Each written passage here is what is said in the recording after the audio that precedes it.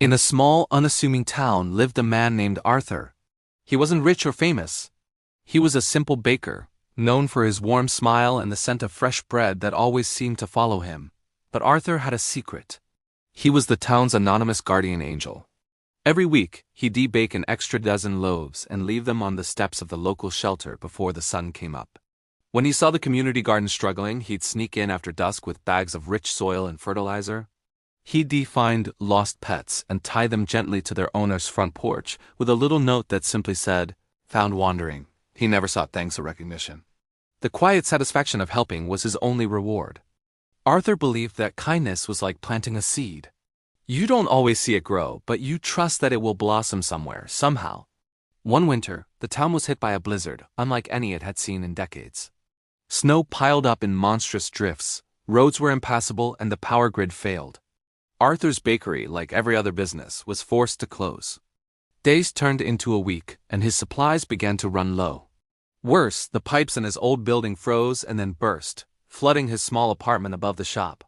With no electricity, no heat, and a ceiling that dripped icy water, Arthur felt a despair he'd never known. He was trapped, cold, and completely alone. He sat in the dark, wrapped in every blanket he owned, wondering how he would ever recover from this. The town he had so lovingly cared for was now a frozen prison, and his quiet acts of kindness felt like distant, meaningless memories. Just as he was about to lose all hope, he heard a faint, rhythmic thudding sound from outside. He peered through a frosted window and saw a group of figures with shovels, working under the glow of heavy-duty flashlights. They were clearing a path to his door. His heart skipped a beat. A few moments later, there was a firm knock. When he opened the door, he was greeted by the faces of his neighbors. There was Mrs. Gable, the retired librarian, holding a large thermos. Mr. Chun, who owned a hardware store, was there with a team carrying tools and portable heaters. And a young woman he recognized from the animal shelter stood with a box of food and blankets.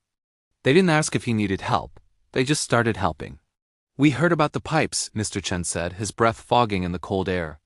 "Figured you could use a hand." Mrs. Gable pushed the warm thermos into his hands. "This is for you, Arthur." A little something to warm you up. Arthur was speechless. How did they even know he was in trouble? As the group worked, fixing the pipe, drying the floor, and setting up a generator, the pieces started to come together. The shelter manager had mentioned to her volunteer, the young woman, how the bread deliveries had mysteriously stopped. The community gardener noticed the lack of new soil.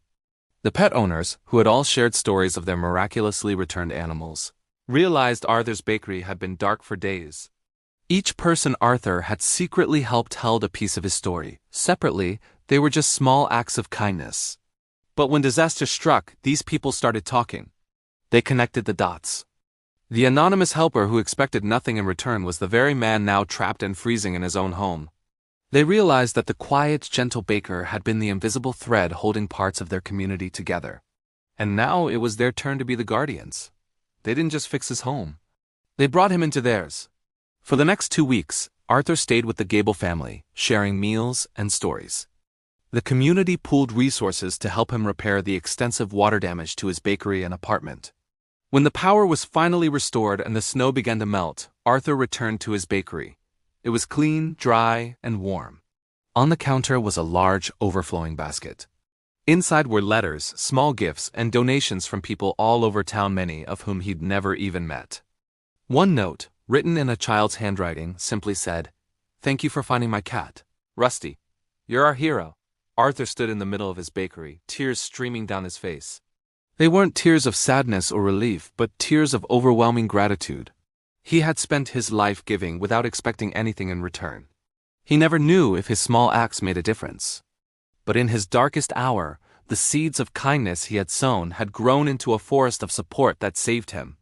From that day on, things were a little different. Arthur still baked his extra loaves for the shelter, but now a volunteer would pick them up with a cheerful, "See you tomorrow, Arthur." He'd still help with the community garden, but now he did it in the bright afternoon sun, laughing alongside his neighbors. His kindness was no longer a secret, but a shared community value. People started their own quiet initiatives, inspired by his example. A "leave a coat, take a coat" rack appeared outside the library. A free pantry was set up near the town square. Arthur's story taught everyone a powerful lesson. you may never know the full impact of your kindness. It ripples outward in ways you can't see, touching lives and weaving a web of connection. And when you find yourself lost in the storm, that same web of kindness just might be the very thing that pulls you back into the light. So what does this story teach us? It shows that doing good doesn't require an audience. True generosity comes from the heart, without any expectation of reward. But the universe has a funny way of keeping score. The love and care you put out into the world often finds its way back to you, sometimes in the most unexpected and beautiful ways. Arthur's story is a reminder that every small act of kindness matters. You might be the anonymous hero in someone else's life today, and tomorrow, a community of heroes might just show up for you. Kindness is never wasted. It's an investment in humanity, a light we pass from one person to the next, ensuring that no one ever has to face the darkness alone. Thank you for watching. If this story touched your heart, consider sharing it to spread the message. Don't forget to like and subscribe for more uplifting content. Until next time, be kind.